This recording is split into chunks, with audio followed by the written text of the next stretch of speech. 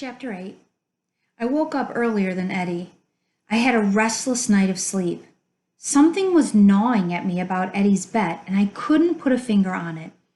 He didn't bully anyone at school, and he did buy everyone ice cream. So what was it?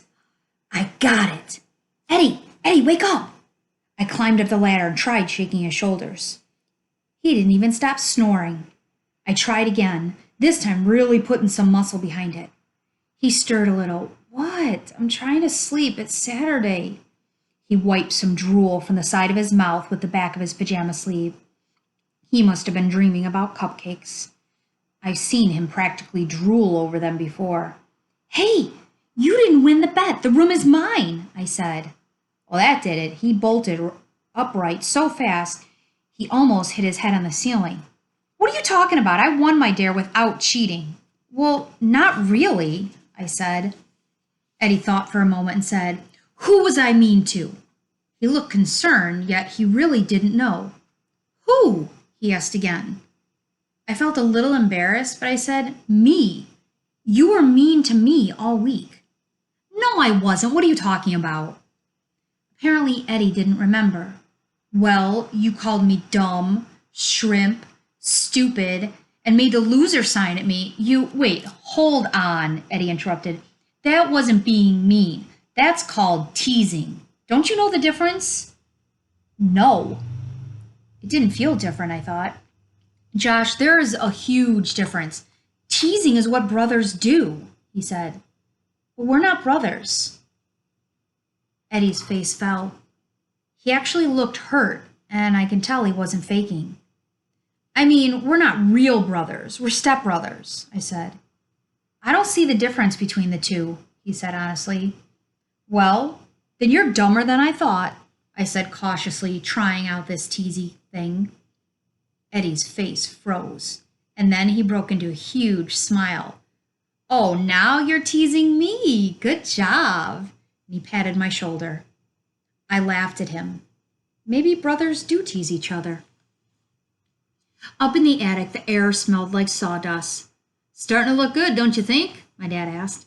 Yeah, I like the wood ceiling. It's cool, like you're in a log cabin, I answered. The room should be finished in a couple of weeks. Have you two decided who gets to move in yet? Dad asked. We're working on it, Eddie answered. My dad looked a little skeptical, but just nodded. Eddie was supposed to have spent the weekend with his dad and his dad's new girlfriend, but at the last minute his dad canceled with some lame excuse.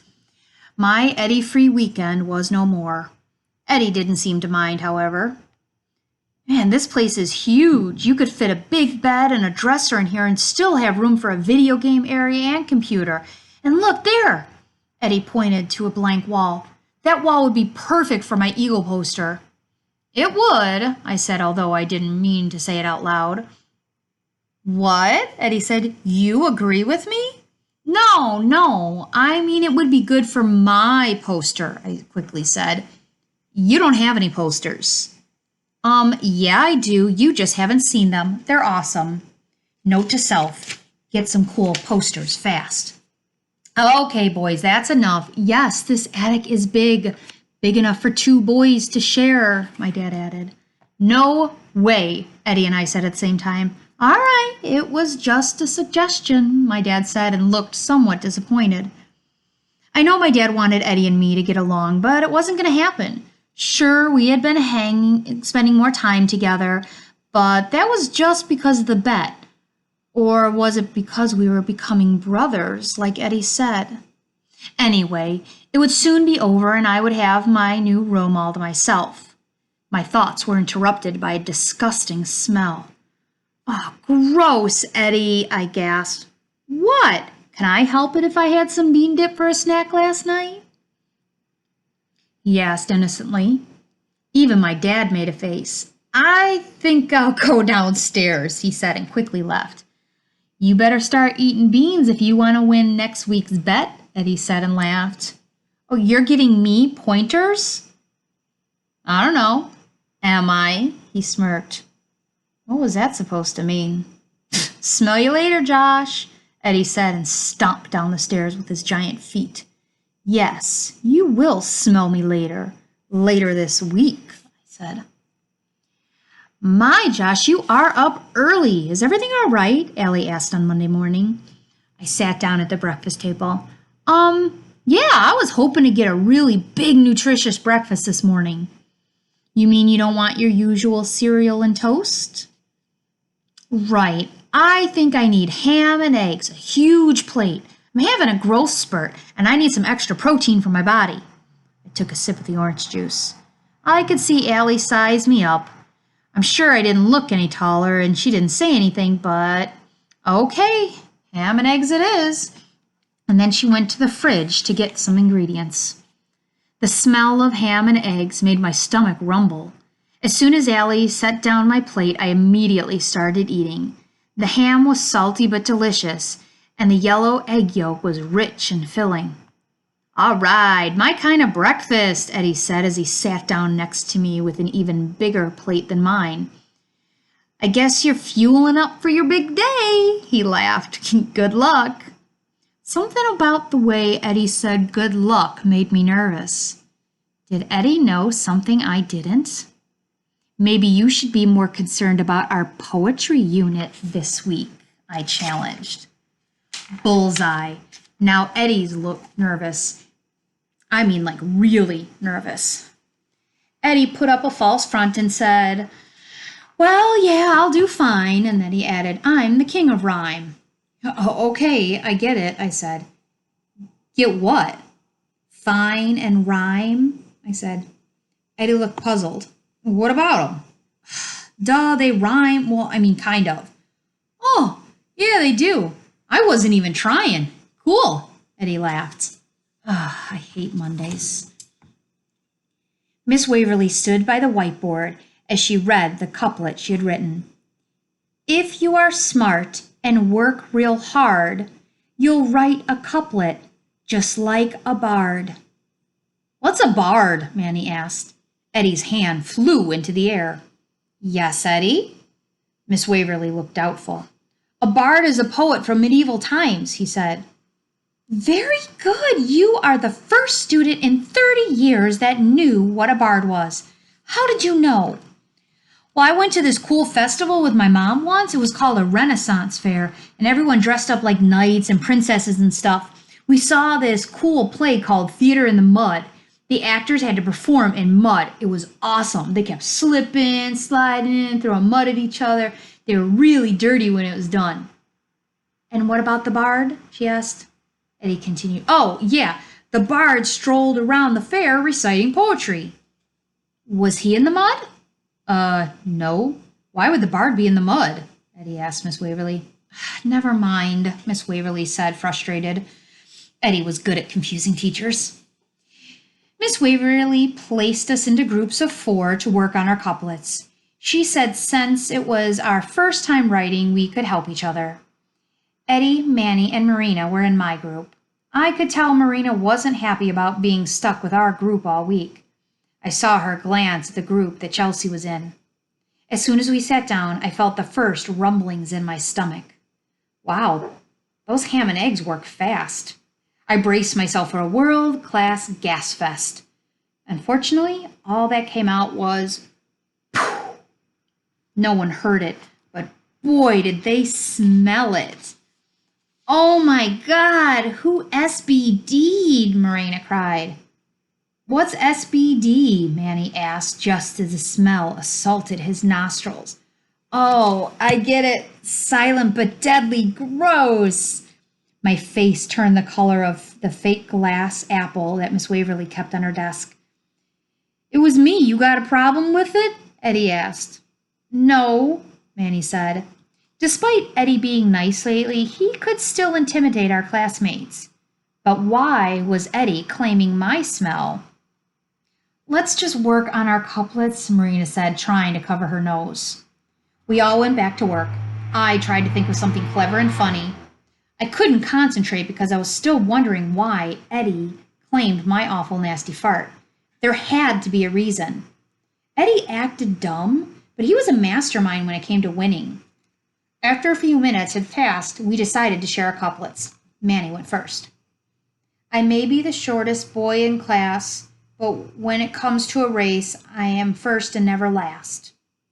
That's good, I said, and it was true. Manny was the shortest boy in class, and he was the fastest. Even the teachers couldn't run as fast as Manny, and he was the only boy I was taller than. The meter is off, Marina said. What? Manny asked. The meter is wrong. If you count the beats or syllables, the first line has 10 and the second line has 13. It doesn't flow well, she added. Even though Marina was the smartest kid in our class, she sometimes acted like a snob. Manny looked crushed, and Marina saw that she had been too hard on him. It's not bad, Manny. It's certainly true, also. And let me help you. She took his paper and made a few changes. Okay, now listen to it, she said. I may be the shortest boy in the class, but when I race, I'm the first, not the last. Hey, that's better, Manny brightened. Except that class and last don't truly rhyme, Marina added. Who cares? I like it. It's done, Manny said. Let's hear yours, Marina. Marina cleared her throat. To write a couplet is my endeavor. It must be charming, witty, and clever. That's good, and it really rhymes, I said. But what's an endeavor? It's the name of one of the first spaceship shuttles, Eddie offered. It was actually named after the sea vessel, which is funny because the shuttle was going into space, not into the ocean. Weird, huh? Anyways, the captain on the sea vessel Endeavour was Captain Cook. Manny interrupted. Captain Hook? The Captain Hook? No, not Captain Hook. Captain Cook.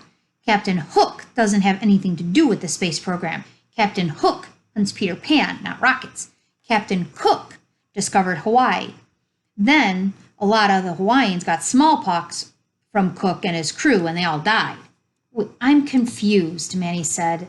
I shook my head in agreement. Okay, listen closely, Eddie said. Captain James Cook was the captain of a ship, and the space shuttle was named after that ship. The ship's name was the Endeavour. Cool, Manny said. I should have written mine about space. Oh my gosh, you guys, the word endeavor means a big mission or goal, Marina explained. Oh, that's probably why they named the rocket Endeavour, because it was a big mission, I added. No, I'm telling you, it was named after the ship, Eddie said. Okay, enough talking about rockets and ships. Josh, let's hear yours, Marina sighed. Okay, I said and grinned. Who cut the cheese, I really must know. The ham sandwich is ready to go. That's funny, Manny added. Funny in an immature way, Marina said. Thanks, I think, I answered. I couldn't tell if that was a compliment or a cut down. It was always like that with Marina. Ham and cheese sounds good, was all Eddie said. Your turn, Eddie, bossy Marina said. Okay, here goes, Eddie mumbled.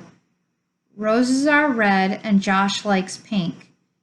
I think Miss Waverly is really neat. Marina giggled. Something funny? Eddie said. No, she said, but it doesn't rhyme. What part? He asked. The part that's supposed to rhyme, she snapped. Like I said, what part? Pink and neat don't rhyme, Marina said, getting very frustrated. Eddie asked, what rhymes with pink then? Stink, I answered, trying to get him back for the Josh likes pink line. Hey, thanks, Josh, Eddie said as he erased the old line and scribbled a new one. All right, how about this? Roses are red and Josh likes pink. Miss Waverly's perfume doesn't stink. I could see by his grin he thought he would win. Great, now I'm rhyming in my head. I couldn't wait until poetry unit was over. Oh no, that rumbling feeling was back. I could feel another fart coming on. Poof! Another silent but deadly slipped out. Manny grabbed his nose and gagged. Marina pulled her shirt over her nose. Oh, come on, Eddie, enough. That wasn't me that time. Actually, it wasn't me the other time. Eddie looked in my direction. My face turned beet red, even redder than that stupid fake apple in Miss Waverly's desk. My color gave me away. Why, Josh, why? Manny asked. By now the smell had traveled to the next table group. They laughed and held their noses. Eddie laughed the hardest. He knew my farts didn't count because it was silent. It had to be loud and stinky to qualify for the bet. The smell had traveled around the room. Everyone was holding their noses and giggling. "What's the problem here?" Miss Waverly said as she hovered over us. Somehow she always knew where the trouble started. Everyone stopped their laughter. "No problem," Marina said. Miss Waverly nodded. Just then, she got a strong whiff of the problem. Then I saw her do something I had never seen a teacher do. She covered her mouth and nose. She tried to make it look like she was just thinking, but we all knew she was trying not to smell it. Then another SBD slipped out and the smell hit the class instantly. They all roared with laughter. Miss Waverly pointed to the window and Eddie stood up and went over to open them. This made the class laugh even harder. Miss Beer reached over to the air freshener and turned the dial all the way up. It was no use. It couldn't mask the SBDs I had been letting out during our counseling session. Every time Eddie got a whiff, he cracked up laughing. Eddie had one of those laughs that was infectious. When you heard it, you had to laugh too. Actually, you couldn't really hear his laugh at all. Eddie just kind of shook all over with his mouth open and no sound coming out. It was hilarious. And when he laughed really hard, he cried. He had tears streaming down his face right now. I was wiping tears from my eyes also. Not because of laughing, which I was, but because the air freshener was so strong. My biggest problem at the moment was that when I laughed real hard, more farts snuck out. The office was one big smell fest. Miss Beer opened the door to let in some fresh air. Too bad there wasn't a window in her small office. "Boys, please pull yourself together," she scolded. "Honestly, it's just a little gas. It happens to everyone. Now, does one of you need to use the bathroom?" This made us laugh even harder. Miss Beer just shook her head. "Well, we've wasted too much time. Let's call it a day. I'll see you boys later this week," she said and scooted us out of her office. As we hurried out to what was left of our recess, I heard Miss Beer say under her breath, "Well, at least they're not fighting." I also noticed she didn't go back into her office. Instead, she headed into the teacher's lounge. Good move. Was pretty ripe in there.